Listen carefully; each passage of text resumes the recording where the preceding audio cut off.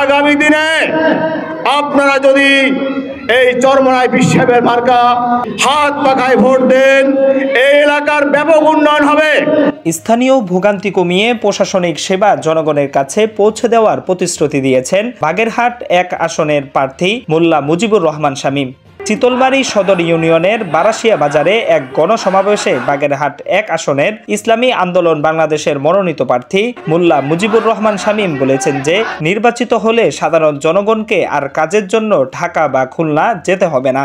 সমাবেশে তিনি জানান, এই অঞ্চলের অন্তত একটি থানাকে শিল্পজোনে রূপান্তর করার পরিকল্পনা রয়েছে, যাতে স্থানীয়ভাবে কর্মসংস্থান তৈরি হয়।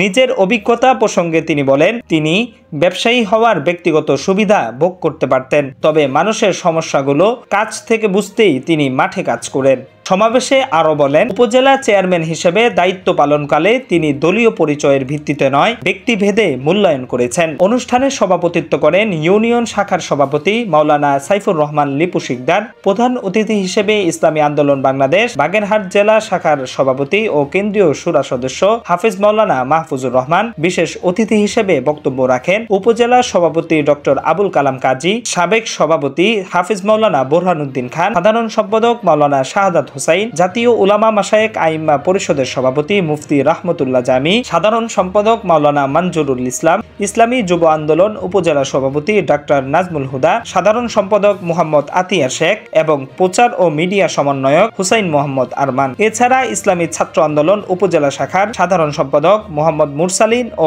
অন্যান্য সংগঠনের নেতৃবৃন্দ উপস্থিত ছিলেন। বাগেরহাট 1 আসনের প্রার্থী মোল্লা মুজিবুর রহমানের এই প্রতিশ্রুতিকে আস্থার সাথেই মানছেন বলে জানিয়েছেন স্থানীয় জনগণ।